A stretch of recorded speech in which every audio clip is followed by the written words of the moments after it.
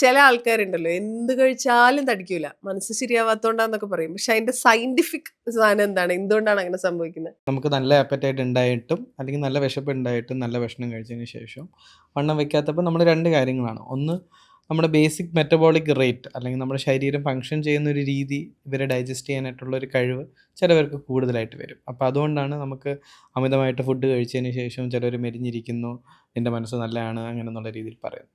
രണ്ടാമത്തത്, നമുക്ക് ഹോർമോൺ സംബന്ധിച്ചുള്ള അസുഖങ്ങൾ വന്നാലും നമുക്ക് മെലിയാം. ഷുഗർ അൺകൺട്രോൾഡ് ആണെന്നുണ്ടെങ്കിൽ മെലിയും പേഷ്യൻസ്. തൈറോയ്ഡ് ശരീരത്തിൽ അമിതമായിട്ട് ഇരുന്നുവാണെങ്കിലും നല്ല വിശപ്പും കാണും, നല്ല ഫുഡും കഴിക്കും, പക്ഷെ മെലിയും. അപ്പോൾ നേരെ മറിച്ച് മറ്റേ സ്പെക്ട്രവും ഉണ്ട്. നമ്മൾ കുറച്ച് ഭക്ഷണം കഴിച്ചാലും പെട്ടെന്ന് വണ്ണം വെക്കുന്ന, വെള്ളം കുടിച്ചവരെ വണ്ണം വെക്കുന്ന. അപ്പം ഫുഡ് അടുത്തുകൂടെ പോയാലും ചിലവർക്ക് വണ്ണം വെക്കുന്ന ഒരു ഫിനോമിന ഉണ്ട്. അപ്പം അതിന് പറയുന്നത് രണ്ട് രീതിയിലാണ്. ഒന്ന്, അവരുടെ ബേസിക് മെറ്റബോളിക് റേറ്റ് കുറവായിരിക്കും, ഡൈജഷനിൽ കുറച്ച് വ്യത്യാസങ്ങൾ കാണും. പിന്നെ ഹോർമോൺ സംബന്ധമായിട്ടുള്ള അസുഖങ്ങളാണെങ്കിൽ തൈറോയ്ഡ് ശരീരത്തിൽ കുറവാണെങ്കിൽ സ്റ്റീറോയ്ഡ് ഹോർമോൺ ഉൽപ്പാദിപ്പിക്കുന്ന രോഗങ്ങളുണ്ട്, കുഷിംഗ് സിൻഡ്രോം എന്ന് പറയുന്നത്. അങ്ങനത്തെ അസുഖങ്ങൾ വരുവാണെന്നുണ്ടെങ്കിലും നമുക്ക് അമിതമായിട്ട് വണ്ണം വയ്ക്കാം. തൈറോയിഡ് ക്യാൻസറിന് വേറെ എന്തെങ്കിലും ബുദ്ധിമുട്ടുമായി ഡോക്ടറെ കാണാൻ പോയപ്പോൾ കൂട്ടത്തിൽ ടെസ്റ്റ് ചെയ്തപ്പോഴായിരിക്കും തൈറോയിഡ് ക്യാൻസർ ചിലപ്പോൾ ഡിറ്റക്ട് ചെയ്തിട്ടുണ്ടാവുക. ശരിക്കും തൈറോയിഡ് ക്യാൻസർ ഡിറ്റക്ട് ചെയ്യാൻ വേറെ എന്തെങ്കിലും സിംറ്റംസോ വഴികളോ എന്തെങ്കിലും ഉണ്ടോ? നമ്മുടെ ഇതിൽ അൾട്രാസൗണ്ട് വളരെ സുലഭമായിട്ട് ലഭിക്കും. കഴുത്തിനൊരു വീക്കം ഉണ്ടെന്ന് പറഞ്ഞാൽ അടുത്തുള്ള സ്കാൻ സെൻറ്ററിൽ പോയി TSH ചെയ്യും, നമുക്ക് ചെയ്യാം. നമുക്ക് അൾട്രാസൗണ്ട് ചെയ്യാം, നമുക്ക് ബ്ലഡ് ടെസ്റ്റ് ചെയ്യാം. അപ്പം അൾട്രാസൗണ്ട് ചെയ്യാൻ പൊതുവെ ആൾക്കാർ മടിക്കും. ആദ്യമേ ബ്ലഡ് ടെസ്റ്റ് ചെയ്ത് നോർമൽ ആണെന്നുണ്ടെങ്കിൽ പൊതുവെ ശരി കുഴപ്പമില്ല എന്നുള്ള രീതിയിൽ വിടും.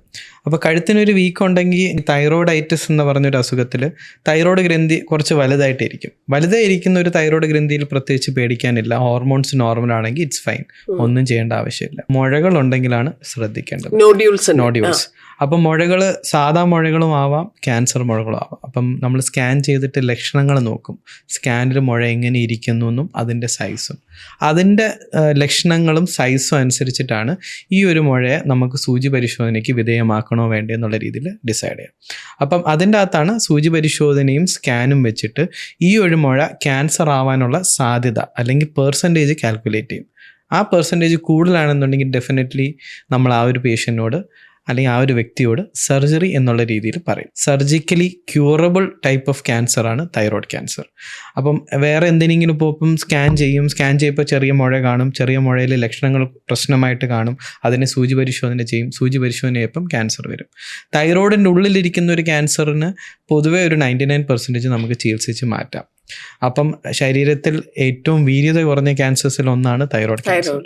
അപ്പോൾ എന്തുകൊണ്ടാണെന്ന് ചോദിച്ചാൽ, ഒന്ന്, ചിലവർക്ക് സർജറി മാത്രം മതിയായിരിക്കും. സർജറിയിലൂടെ തന്നെ ഏകദേശം 100% ക്യൂറാം. അടുത്ത ഒരു മാജിക് ഡ്രഗ് അല്ലെങ്കിൽ തൈറോയിഡിൻ്റെ ക്യാൻസറിൻ്റെ ട്രീറ്റ്മെൻ്റ് അകത്ത് അയഡിൻ എന്ന് പറഞ്ഞൊരു ട്രീറ്റ്മെൻ്റ് ഉണ്ട്, അയഡിൻ 131 അല്ലെങ്കിൽ റേഡിയോ അയഡിൻ തെറാപ്പി.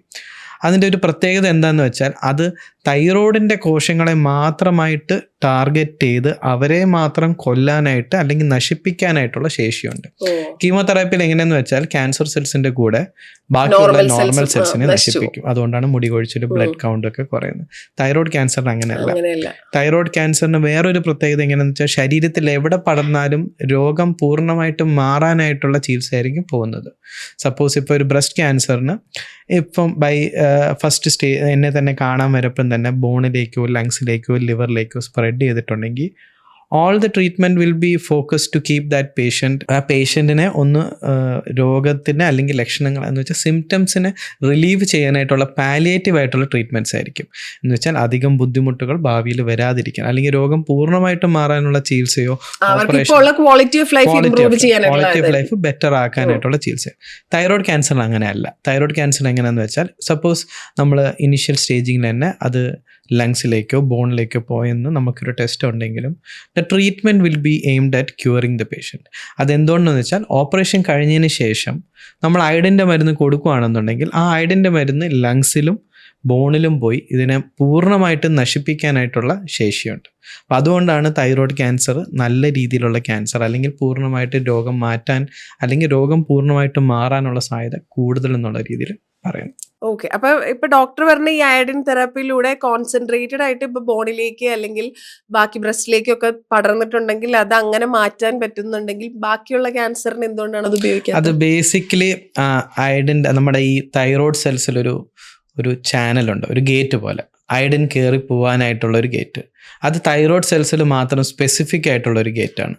അതായത് തൈറോയിഡ് സെൽസ് ത്രൂ വന്നിട്ടുള്ള ക്യാൻസർ മാത്രമേ ഇത് ചെയ്ത് കളയൂ. തൈറോയ്ഡ് സെൽസിന്റെ ഒറിജിൻ ആയിട്ടുള്ള സെൽസിന് ആ ഒരു ഗേറ്റ് പോലത്തെ ഒരു പാത്ത് വേ അല്ലെങ്കിൽ ഒരു ചാനലുണ്ട്.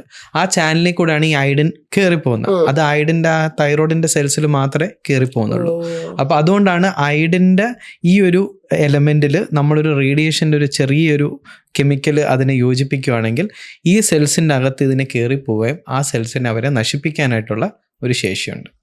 അപ്പം അതൊരു തൈറോയിഡിൻ്റെ ആ സെൽസിൽ അയഡിൻ കോൺസെൻട്രേഷൻ പവർ ഉണ്ടായതുകൊണ്ട് നമുക്ക് ഉപയോഗിക്കാൻ പറ്റുന്ന ഒരു ചികിത്സയാണ് അയഡിൻ തെറാപ്പി. ഓക്കെ. അപ്പൊ ഈ തൈറോയിഡ് ക്യാൻസർ വന്നിട്ടുള്ള ആളുകൾക്ക് ഇപ്പൊ പൂർണ്ണമായിട്ട് അത് മാറി ട്രീറ്റ് ചെയ്തിട്ടുള്ളവരാണല്ലോ ഒരു 99% ആളുകളും, അവർക്ക് പിന്നീട് വേറെ ക്യാൻസർ വരാൻ സാധ്യതയുണ്ടോ? ജനറലി തൈറോയിഡ് ക്യാൻസർ വരുന്നവർക്ക് പിന്നെയും വേറൊരു ക്യാൻസർ വരണം എന്ന് ഹൈ ചാൻസ് ഇല്ലെങ്കിലും ചെറിയ രീതിയിൽ നമ്മൾ കാണാറുണ്ട്. ഈ അയഡിൻ ട്രീറ്റ്മെൻറ്റ് കഴിഞ്ഞവർക്ക് ചിലപ്പോൾ ഒരു സെക്കൻഡ് ക്യാൻസർ വരും. പക്ഷെ വളരെ കുറവ്, വളരെ ചുരുക്കം പേർക്കേ അങ്ങനെ വരത്തുള്ളൂ. പക്ഷേ ഇവരെ നമ്മൾ ഫോളോ അപ്പ് ചെയ്യണം. ചിലപ്പം ഈ തൈറോയിഡ് ക്യാൻസർ കഴിഞ്ഞ ഒരു വ്യക്തിക്ക് ചിലപ്പോൾ ഈ ചെറിയൊരു ഗ്ലാൻഡ് തൈറോയിഡിൻ്റെ ഒരു ചെറിയ സെൽസ് എവിടെയെങ്കിലും ഉണ്ടെങ്കിൽ ചിലപ്പം കുറേ വർഷങ്ങൾ കഴിഞ്ഞിട്ട് അത് ചിലപ്പം പൊങ്ങി വരാൻ സാധ്യതയുള്ളതുകൊണ്ട് അവരെ സർവൈലൻസിൽ നമ്മൾ വർഷം ഒരിക്കൽ ചെയ്യേണ്ട ബ്ലഡ് ടെസ്റ്റും സ്കാനുകൾ ചെയ്യേണ്ട ആവശ്യമുണ്ട്. അത് ഈ പോസ്റ്റ് കെയർ ആയിട്ട് കൊടുക്കും, റിവ്യൂ ആയിട്ട്. ഓക്കെ. പാരാതൈറോയിഡ് എന്താണ് സംഭവം? തൈറോയിഡ് ഗ്രന്ഥിയുടെ പുറയിൽ 4 ചെറിയ ഗ്ലാൻഡ് ഉണ്ട്. ആ ഗ്ലാൻഡിന്റെ പേരാ പാരാതൈറോയിഡ് ഗ്ലാൻഡ്. ഈ ഗ്ലാൻഡിൽ നിന്ന് വരുന്ന ഹോർമോണിന്റെ പേരാ PTH അല്ലെങ്കിൽ പാരാതൈറോയിഡ് ഹോർമോൺ. ആ ഹോർമോണിന്റെ മെയിൻ ഫങ്ഷൻ എന്ന് പറഞ്ഞാൽ നമ്മുടെ ബോഡിയിലെ കാൽഷ്യത്തിന്റെ ലെവൽ ബാലൻസിൽ മെയിൻറ്റെയിൻ ചെയ്യുന്ന അതിന്റെ മെയിൻ റോൾ. സോ ഈ പാരാതൈറോയിഡ് ഹോർമോൺ അഥവാ ഒരു ഗ്രന്ഥി, ഈ 4 ഗ്രന്ഥിയിൽ ഒരെണ്ണം വളർന്നാൽ ചിലപ്പം ഒത്തിരി ഹോർമോൺ പ്രൊഡ്യൂസ് ചെയ്താൽ നമ്മുടെ എല്ലിൽ നിന്നൊക്കെ കാൽഷ്യം വന്ന് ബ്ലഡിൽ കൂടും. ബ്ലഡിൽ കാൽഷ്യം ലെവൽ കൂടിയാൽ നമുക്ക് കിഡ്നി സ്റ്റോൺ വരാനുള്ള സാധ്യത കൂടാനുള്ള സാധ്യതയുണ്ട്. അത് മാത്രമല്ല, നമ്മുടെ ബോൺസിൽ നിന്ന് ഇങ്ങനെ ചിരണ്ടി എടുക്കുക ഈ പാരാതൈറോയിഡ് ഹോർമോണിൻ്റെ ലെവൽ കൂടിയാൽ ആ ബോൺസ് തിന്നാകാൻ ചാൻസ് ഉണ്ട്. അങ്ങനെ ചെറിയൊരു വീഴ്ചയെ പോലും നമ്മുടെ എല്ല് ഒടിയാനുള്ള സാധ്യതയുണ്ട്. ഓസ്റ്റിയോപൊറോസിസ് റിലേറ്റഡ് ഫ്രാക്ചർ പാരാതൈറോയിഡ് രോഗങ്ങളുള്ളവർക്ക് കോമൺ ആയിട്ട് കാണുന്നത്. സോ പാരാതൈറോയിഡ് വളരെ നമ്മൾ അത്ര കോമൺ ആയിട്ട് കേൾക്കുന്നില്ലെങ്കിലും ഇത് സൈലൻ്റ് ആയിട്ട് ഒത്തിരി പേർക്ക് ഈ body pains, body aches, kidney stones അടിക്കടി വരുന്നവർക്ക് നമ്മൾ ചിന്തിക്കേണ്ട ഒരു രോഗം. അവർക്ക് പാരാതൈറോയിഡിന്റെ റീസൺ ഉണ്ടോ, അവരുടെ ബ്ലഡിലെ കാൽഷ്യം ചെക്ക് ചെയ്ത് അത് ഹൈ ആയിരിക്കും. അങ്ങനെയാണ് നമ്മൾ ഈ പാരാതൈറോയിഡ് ട്യൂമേഴ്സ് നമ്മൾ യൂഷ്വലി ഡിറ്റക്ട് ചെയ്യുന്നത്. ഓക്കെ. അപ്പൊ ഈ പാരാതൈറോയിഡ് ഉള്ളവർക്ക് യൂഷ്വലി തൈറോയിഡ് ഡിസ്ഫങ്ഷൻ ഉള്ളവരുടെ ഒരു ഇതുണ്ടാവില്ല. സാധാരണ യൂഷ്വലി അവർക്ക് തൈറോയിഡിന്റെ പ്രോബ്ലം സൈമൾട്ടേനിയസ്ലി വരുന്ന കോമൺ അല്ല. ഓക്കെ. അപ്പൊ ഈ പാരാതൈറോയിഡ് പ്രശ്നം വന്നു കഴിഞ്ഞാൽ അത് നമ്മൾ അറിയുന്നത് നമ്മുടെ എല്ലിന്റെ പ്രശ്നം കൊണ്ടിട്ടായിരിക്കും. സോ ജനറലി ഞങ്ങൾ ഒരു സിമ്പിൾ ന്യൂമോണിക് പോലെ ഞങ്ങൾ മെഡിക്കൽ ഫീൽഡിൽ പറയും ബോൺസ് എന്നാണ് bone pain, stones, kidney stones, groans, ശരീരം മൊത്തം വേദന, ഒരു പ്രത്യേകിച്ച് ഒരു കാരണം. പിന്നെ ഗ്രോൺസ് ആൻഡ് മോൺസ് എന്ന് പറഞ്ഞാൽ മോർണിംഗ് എന്ന് പറഞ്ഞാൽ ഒരു ഡിപ്രഷൻ പോലെ, ഭയങ്കര ക്ഷീണം, തളർച്ച, ഒരു depressed feeling. Bone, stones, moans, groans എന്ന് പറഞ്ഞാൽ സ്റ്റുഡൻസിനെ ഞങ്ങൾ പഠിപ്പിക്കും suspect whether this could be a parathyroid രോഗം ആയിരിക്കുമോ നമ്മൾ സസ്പെക്ട് ചെയ്യണം. So it can affect the mind, അതാ മോർണിംഗ് എന്ന് പറയുന്ന depression. It can affect the bones തിന്നാവും, അതാ ബോൺസ് എന്ന് പറയുന്നത്. സ്റ്റോൺസ് എന്നാൽ കിഡ്നി സ്റ്റോൺസ് അടിക്കടി വരാം. ചിലർക്ക് ഒരു പ്രാവശ്യം കിഡ്നി സ്റ്റോൺ എടുത്തു കളഞ്ഞു യൂറോളജിസ്റ്റ്, പിന്നെ അവർക്ക് സ്റ്റോൺ ഫോർമേഷൻ വരുമ്പം സസ്പെക്ട് ചെയ്യണം ഇത് പാരാതൈറോയിഡ് കൊണ്ടായിരിക്കുമോ എന്നല്ല. ഈ കിഡ്നി സ്റ്റോൺ മാത്രമേ ഉള്ളൂ, യൂറിനറി ഇൻഫെക്ഷൻ ഒന്നായിട്ട് അതിന് ബന്ധമില്ലല്ലോ. ഇൻഫെക്ഷൻ കിഡ്നി സ്റ്റോൺസ് വരുമ്പോൾ നമ്മുടെ യൂറിനറി പാസേജിനെ ബ്ലോക്ക് ചെയ്യാൻ സാധ്യതയുണ്ട്. അപ്പൊ അവർക്ക് കിഡ്നി ഇൻഫെക്ഷനും വരാം, യൂറിൻ ഇൻഫെക്ഷൻ വരാൻ സാധ്യത കൂടും. അപ്പൊ ഈ UTI ഇടയ്ക്കിടയ്ക്ക് വരുന്ന ആളുകൾക്കും ഇത് ടെസ്റ്റ് ചെയ്യണം. പക്ഷേ UTI ആയിട്ട് പ്രസന്റേഷൻ അത്ര കോമൺ അല്ല പാരാതൈറോയിഡ്. പക്ഷേ അടിക്കടി കിഡ്നി സ്റ്റോൺ വന്നിട്ട് സിവിയർ പെയിൻ, കിഡ്നി സ്റ്റോൺസ് യൂറിനിൽ കൂടെ ചിലപ്പോൾ പാസ്സാവും. ചിലർക്ക് കിഡ്നി സ്റ്റോൺ ഡയഗ്നോസ് ചെയ്യുമ്പം നമ്മൾ ഡെഫിനറ്റ്ലി കണ്ടുപിടിക്കേണ്ട ഒരു രോഗമാണ്. ഇവർക്ക് പാരാതൈറോയിഡ് രോഗം ഉണ്ടോ ഇല്ലേ നമ്മൾ കാൽഷ്യം ചെക്ക് ചെയ്യാതെ കണ്ടുപിടിക്കാൻ പറ്റും. അപ്പൊ ബ്ലഡിലെ കാൽഷ്യത്തിന്റെ ലെവൽ നോക്കി പാരാതൈറോയിഡിന്റെ പ്രശ്നം ഉണ്ടോ എന്ന് നോക്കാൻ പറ്റും. പാരാതൈറോയിഡിന്റെയും ഈ മാൽഫങ്ഷന്റെ ട്രീറ്റ്മെന്റ് എന്ന് പറയുന്നത് നമ്മളിത് റിമൂവൽ ആണോ? യൂഷ്വലി മെഡിക്കൽ ട്രീറ്റ്മെന്റ് ടെമ്പററി ട്രീറ്റ്മെന്റേ ഉള്ളൂ. സർജിക്കൽ ട്രീറ്റ്മെന്റ് ആ കൂടുതൽ കോമൺ. സോ ഡോക്ടർ അനീഷ് അതിനെ എക്സ്പ്ലെയിൻ ചെയ്യാം. സാർ പറഞ്ഞ പോലെ പാരാതൈറോയിഡ് എന്ന് പറഞ്ഞാൽ 4 കുഞ്ഞു ഗ്രന്ഥികളാണ് തൈറോയിഡിന്റെ പുറകെ ഇരിക്കുന്നത്. ഇവർ രണ്ടുപേരും 2 ഹോർമോൺസാണ് ഉൽപ്പാദിപ്പിക്കുന്നത്. പാരതൈറോയ്ഡ് രോഗിനെക്കുറിച്ച് ആരും അധികം കാര്യമായിട്ട് കേൾക്കാത്തതെന്ന് വെച്ചാൽ ഈ കാൽഷ്യം എന്ന് പറഞ്ഞ ടെസ്റ്റ് പൊതുവെ ആരും ചെയ്യാറില്ല. ഉപ്പിൻ്റെ ടെസ്റ്റ് എന്ന് പറയുമ്പോൾ എല്ലാവരും സോഡിയം പൊട്ടാഷ്യം എന്ന് പറയും, പക്ഷേ കാൽഷ്യം ആരും പറയാറില്ല.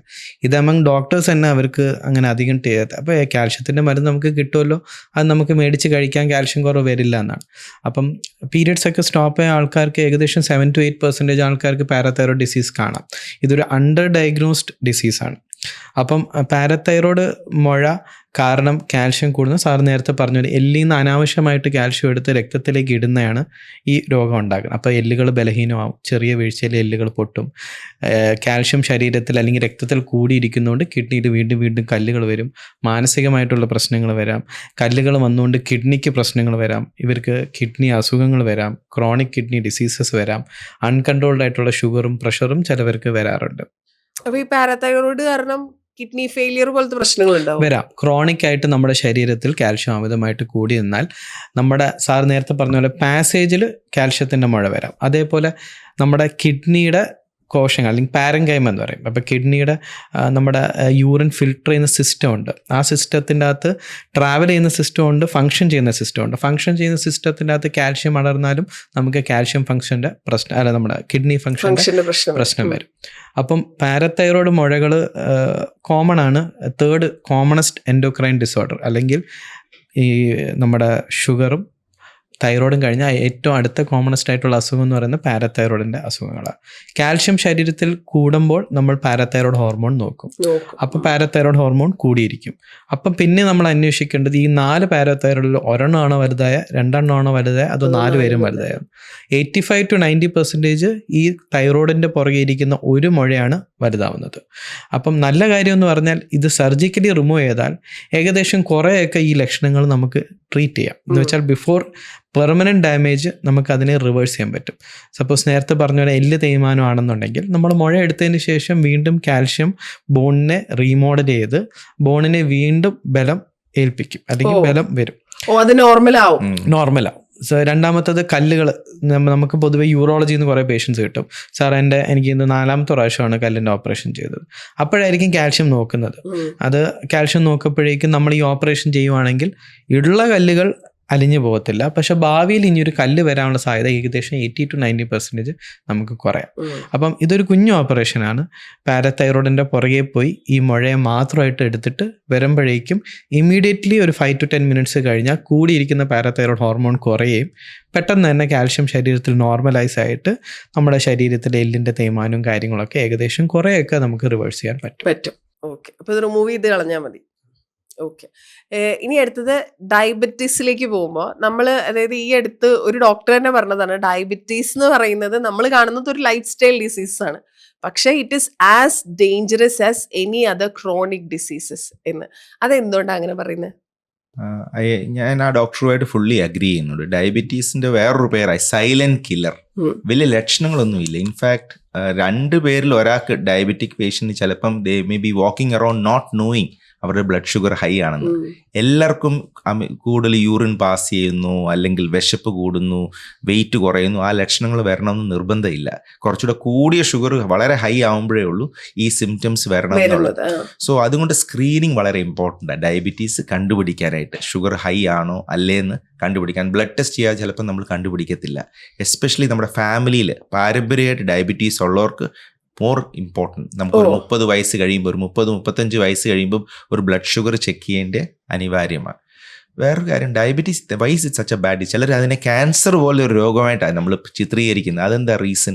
മെയിൻ റീസൺ ഇസ് ഡയബറ്റീസ് നമ്മുടെ ഷുഗറിനെ കൂടുന്ന, അതിനെ കൺട്രോൾ ചെയ്യുന്ന മരുന്ന് കൊടുത്താൽ മാത്രം പോരാ, ഇത് ഉള്ളിലെ അവയവങ്ങളെ ഒത്തിരി എണ്ണത്തിനെ ഡാമേജ് ചെയ്യും. പെർട്ടിക്കുലർലി നമ്മുടെ കണ്ണിൻ്റെ അകത്തുള്ള ഞരമ്പിനെ അഫക്റ്റ് ചെയ്യാനുള്ള ഹൈ ചാൻസ് ഉണ്ട്. അതിനാണ് നമ്മൾ റെറ്റിനോപ്പതി എന്ന് പറയുന്നത്, ഡയബറ്റിക് റെറ്റിനൽ ഡിസീസ്. അതിൻ്റെ കൂടെ കാറ്ററാക്ട്സ് ഏർലി ഏജിൽ വരും ഡയബറ്റീസ് കൺട്രോൾഡ് അല്ലെങ്കിൽ. പിന്നെ കണ്ണിൻ്റെ കാര്യം ഒരു സൈഡിൽ, vision can go suddenly. Diabetics ചിലപ്പോൾ നമ്മൾ അറിയത്തില്ല, സഡൻലി ഒരു ബ്ലീഡിങ് കണ്ണിൻ്റെ അകത്ത് റെറ്റിനൽ ബ്ലീഡ് വല്ലതും വന്നാൽ പേഷ്യൻ്റ് കണ്ണിൻ്റെ കാഴ്ച പോകാനുള്ള സാധ്യതയുണ്ട്. So it is A very dangerous disease. നമ്മളത് കൺട്രോളിൽ വെച്ചില്ലെങ്കിൽ, കൺട്രോളിൽ വെച്ചാൽ ഈ രോഗങ്ങൾ വരാതെ നമുക്ക് ഒത്തിരി ഡിലേയോ പ്രിവെൻറ്റ് ചെയ്യാൻ പറ്റും. രണ്ടാമത്തെ അവയവം നമ്മുടെ ബോഡിയിൽ ഏറ്റവും ഇമ്പോർട്ടൻ്റ് നമ്മുടെ കിഡ്നി. ഡയബറ്റീസിൻ്റെ കൊണ്ട് ഷുഗർ ഹൈ ആയിട്ട് വരിക്കും നമ്മുടെ കിഡ്നിയിൽ പെതുക്കെ ചെറിയ രീതിയിൽ ഇങ്ങനെ ഡാമേജ് വന്ന് കിഡ്നിന്ന് ഫങ്ഷൻ കുറഞ്ഞ് പ്രോട്ടീൻ ലീക്ക് ചെയ്യാൻ തുടങ്ങും. കിഡ്നിന്ന് പ്രോട്ടീൻ ലീക്ക് ചെയ്താൽ എന്തോ പറ്റും, നമ്മുടെ ശരീരത്തിലെ പ്രോട്ടീൻ വെളിയിൽ പോയാൽ നമുക്ക് കാലേ നീര് വരാനും പെതുക്കെ അത് നമ്മുടെ കിഡ്നി ഫെയിലിയറിലോട്ട് 5-10 വർഷത്തിനോളം പ്രോഗ്രസ് ചെയ്യാനുള്ള സാധ്യതയുണ്ട് ഡയബറ്റീസ് ഡെവലപ്പ് ചെയ്ത് കഴിഞ്ഞിട്ട്. അതുകൊണ്ട് നമ്മൾ എല്ലാ വർഷവും യൂറിൻ്റെ പ്രോട്ടീൻ ലീക്കിംഗ് ഉണ്ടോ ഇല്ലേ എന്ന് മൈക്രോ ആൽബുമിനൂറിയ എന്ന് പറഞ്ഞ ടെസ്റ്റ് ഉണ്ട്, യൂറിൻ മൈക്രോ ആൽബുമിൻ. അത് ചെക്ക് ചെയ്താൽ നമ്മൾ ഏർലി സ്റ്റേജിൽ പിടിച്ചാൽ അതിനെ അറസ്റ്റ് ചെയ്യാനും ആ പ്രോട്ടീൻ ലീക്കിങ്ങിനെ പ്രിവെൻറ്റ് ചെയ്യാനും ഉള്ള നല്ല മരുന്നുകൾ വർഷങ്ങളായിട്ട് ഇപ്പോൾ അവൈലബിൾ. പക്ഷേ എല്ലാവർക്കും അതിനെക്കുറിച്ചുള്ള അവയർനെസ് ഇല്ല. ഷുഗറിനെ മാത്രം ട്രീറ്റ് ചെയ്ത് അതിനാണ് പറയുന്നത് ഗ്ലൂക്കോസ് സെൻട്രിക് അപ്രോച്ച്. ഷുഗറിനെ മാത്രമല്ല ട്രീറ്റ് ചെയ്യുക, ഒരു ഡയബറ്റിക് പേഷ്യൻറ്റിനെ ഷുഗറിനെ ട്രീറ്റ് ചെയ്യുന്നത് is only 1/3 of the treatment. ബാക്കി ആ പേഷ്യൻ്റെ ബ്ലഡ് പ്രഷറിനെ കൺട്രോൾ ചെയ്താൽ കിഡ്നിയെ പ്രൊട്ടക്ട് ചെയ്യാം, ആ പേഷ്യൻ്റെ കൊളസ്ട്രോളിനെ കൺട്രോൾ ചെയ്താൽ ഹാർട്ട് ഡിസീസിനെ പ്രൊട്ടക്ട് ചെയ്യാം, ആ പേഷ്യൻറ്റിന് ഷുഗറും ഉണ്ട് സ്മോക്കിംഗ് കൂടെ ആണെങ്കിൽ അതൊരു ഡബിൾ വാമി എന്ന് ഇംഗ്ലീഷിൽ പറയും.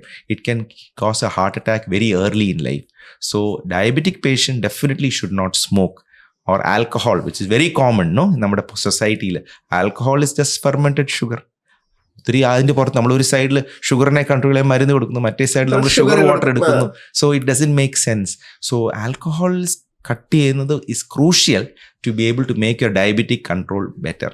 And I think the most important thing is that diabetic patients ഒത്തിരി പേർക്ക് ഹാർട്ട് അറ്റാക്ക് ആണ് യൂഷ്വലി ഒരു ടെർമിനൽ ഇവൻറ്റ്. അത് യങ് പീപ്പിൾ 30s 40s നമ്മളിപ്പം കേൾക്കുന്നില്ല ന്യൂസിൽ എത്ര പേർക്ക്. Many of them are diabetic who are careless about the diabetic control or BP control. അവർക്ക് ഈ സഡൻ ഹാർട്ട് അറ്റാക്ക്, ഒരു ഹാർട്ട് അറ്റാക്ക് വരുന്ന 50% പേഷ്യൻസ് ഹോസ്പിറ്റലിൽ എത്തത്തില്ല. They die on the way or at home. So that is why it is a very dangerous disease. ഹാർട്ടിനെ it can cause clots and cause heart attack. And finally ഞാൻ പറയുന്നത് നമ്മുടെ ഈ കാലിന് foot ulcer, കരിയാത്ത വ്രണങ്ങൾ കാലിൻ്റെ പാദത്തിലൊക്കെ വരുന്നത് ഓഫൺ ഷുഗർ കൺട്രോൾ അല്ലാത്തതുകൊണ്ട്. അവിടെ അവരുടെ സെൻസേഷൻ പോവും, ഞരമ്പ് വീക്ക് ആകുന്നതുകൊണ്ട് സെൻസേഷൻ. നമ്മൾ അറിയാതെ ചൂട് ഒരു സാധനത്തെ വെക്കുക, നമ്മൾ സാധാരണ ഒരു ചൂട് സാധനത്തെ തൊട്ട ഉടനെ നമ്മൾ കൈ മാറ്റും അല്ലേ. വേറാസ് ഡയബറ്റിക് നെർവ്സിനെ വീക്ക് ചെയ്ത് നമ്മൾ അറിയത്തില്ല, അങ്ങനെ പൊള്ളൽ വരും, പിന്നെ അത് ഒരു അൾസറായിട്ട് വരും. ചിലപ്പം കുറേ ദിവസം കഴിഞ്ഞിട്ടായിരിക്കും രോഗിയുടെ റിലേറ്റീവ് അത് റിയലൈസ് ചെയ്യുന്നത്. സോ നമ്മുടെ നെർവ്സിനെ ഡാമേജ് ചെയ്യാം, ഹാർട്ട്, കിഡ്നി, കണ്ണ്, എല്ലാ ഓർഗൻസിനെയും ചിലപ്പോൾ സൈലൻ്റ് ആയിട്ട് അരക്രാന്തി തിന്നുന്ന പോലെ this diabetes can be. So it is a very dangerous disease. ക്യാൻസറിനെയും കാട്ടി കൂടുതൽ പേര് മരിക്കുന്നത് ഡയബറ്റീസും കൊണ്ടാണെന്ന് എൻ്റെ അഭിപ്രായം. And but you need to detect it early. So silent ആയിട്ട് ഈ പ്രോബ്ലംസിനെ നമ്മൾ ഏർലി ആയിട്ട് പിക്കപ്പ് ചെയ്താൽ ഈ പ്രശ്നങ്ങൾ ഒഴിവാക്കാൻ പറ്റും. You can live a near normal life sugar control ചെയ്താൽ. That is a good news. Early detection is the key എന്ന് ഡോക്ടർ പറഞ്ഞു. And maintaining treatment. ചിലപ്പം നമ്മുടെ ഈ സോഷ്യൽ മീഡിയയും അത് പല കാര്യങ്ങളും നമ്മൾ കേൾക്കും, അൺഫിൽറ്റേർഡ് ഇൻഫർമേഷൻ. അപ്പം നമ്മൾ ചിലപ്പോൾ മരുന്ന് നിർത്തി വേറൊരു ട്രീറ്റ്മെന്റിലോട്ട് പോയി ഫൈനലി ഒത്തിരി സിവിയർ ആയി കഴിഞ്ഞിട്ടാണ് ചിലപ്പോഴൊക്കെ നമ്മൾ ഇത് അറിയുന്നത്. So we must very important to stick to standard treatment protocol.